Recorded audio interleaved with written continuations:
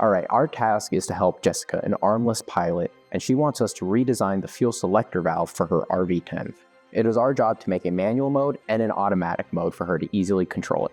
Well, since she can't use the current handle, we'll have to redesign it. Yeah, that's a great idea. I think we could make a couple prototypes, and then we can bring them to Jessica, see if she likes them, and then once she picks some of her favorites, we can 3D print them to further verify. That sounds great. We can design the parts using SolidWorks. I can do the programming for the automation, but we need some way to connect the servo, valve, and handle all together. I can design some connectors that will handle all of that. We could use a dual-sided servo to help us. We'll connect the valve to the servo and then the servo to the handle, right? Right! But we need some way to toggle the automation. I can add a button for that. That would be great. You're really handsome, by the way. I was thinking, what if we also added an electronic override, a system where Jessica can press a button and move the valve's position? That's a great idea. Alright, so we'll have 3 different modes of operation. Let's get to work.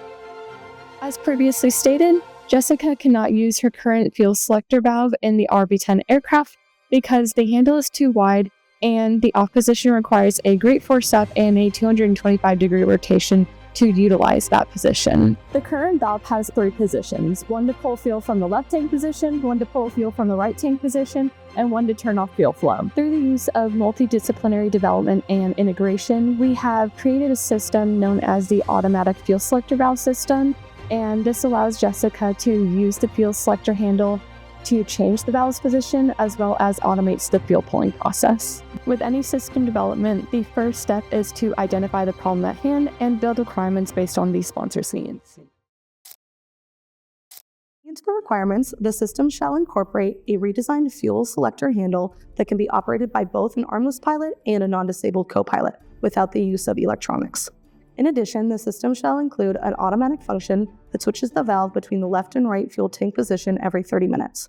To promote safety through redundancy, an electronic override as a third mode of operation shall have the capability to move the valve's position with the press of a button. To enhance situational awareness, the system shall include visual indicators that display when a button has been pressed, when power has been shut off, the current position of the valve, and the time remaining on the countdown timer until the next automatic switch. Electronics shall be powered by a 12-volt DC power supply and equipped with a shutdown switch to terminate power both during flight and on the ground. For physical integration into the fuselage, a handle shall be located within 2 feet of both the pilot and the co-pilot. Additionally, the valve used in the final design shall have a 1/8 inch diameter to maintain the required fuel flow rate. Finally, the system shall not exceed a total weight of 10 pounds and must remain within the allowed weight and balances envelope of the aircraft. With those requirements in mind, it was now time to start building the system. The team started with the 3 modes of operation. These were the electronic override, the automatic function, and the manual override. The manual override will allow Jessica to move the valve's position using the newly designed fuel selector handle. She will grab onto this handle and move it with her foot. Based on Jessica's feedback, we decided to move forward with the Brody handle, which uses the current fuel selector valve and also replicates the safety mechanism. We implemented the Brody knob that allows Jessica to push the lever and move to the off position. The knob is able to rotate in its place, which allows more flexibility when moving the handle. This design provides safety and functionality for a disabled pilot and a non-disabled co-pilot.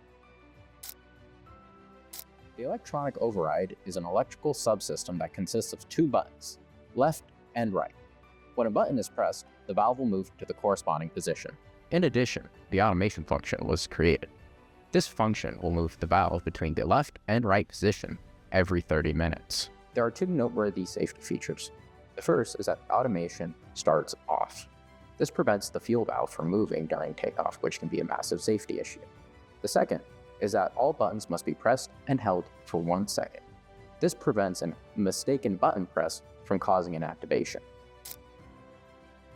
Our sponsorship team saw that we were progressing quickly with the developments of the system, so they requested incorporating additional functionality to the system designated as stretch goals. The first stretch goal to achieve was adding air detection capabilities. This added functionality increased safety and pilot awareness by constantly detecting for any errors in the servo's movements or the handle's functionality. To achieve this, limit switches were integrated into the system aligned with each hole of the valve.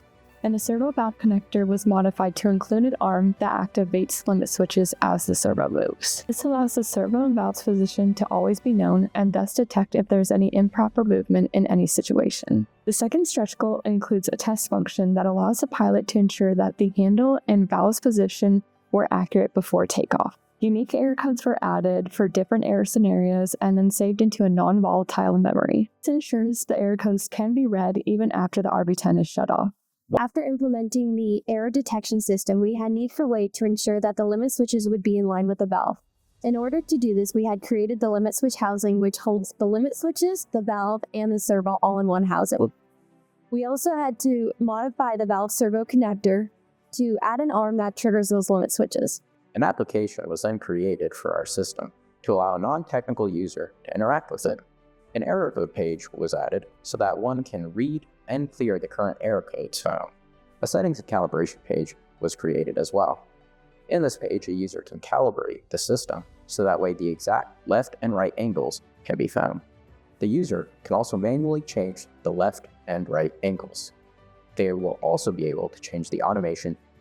These stretch goals effectively improved the safety of our system, allowed errors to be easily troubleshooted to maintain the RB10, and increased the usability of the system. Since the software was designed with future scalability in mind, the application can be added into current and future projects for the right fitted foundations in possible airplane. Multiple visual indicators have been integrated into our system. There are 3 LEDs and a single LCD. The electronic shutoff LED will turn on when the electronics have been fully shut off. The button LED will turn on whenever a button has been pressed and held. It will shut off after 1 second to indicate the button's action has been performed. The error LED will turn on whenever an error has been detected in the system. The LCD will show the valve's current position and the status of the automation timer. It will either show the time remaining or that the timer is off. In addition, the LCD will display the instructions for the pilot to follow when using the test function.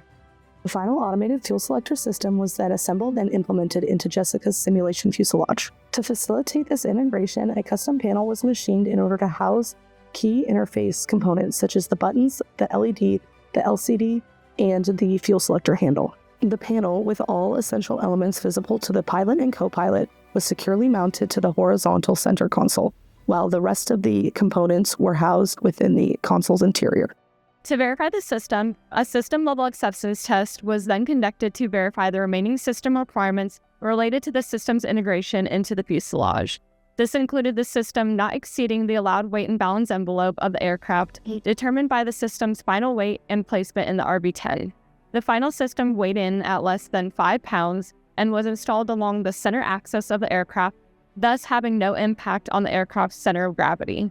Jessica was then invited to try out the system for herself, not only to verify or re-verify applicable requirements, but also to provide feedback on the overall layout and user experience. She gave very positive feedback, expressing how comfortable and intuitive the system was for her to interact with. Following our meeting with Jessica, all system requirements were successfully verified, marking the completion and delivery of the fully integrated and user-improved automatic fuel selector valve system.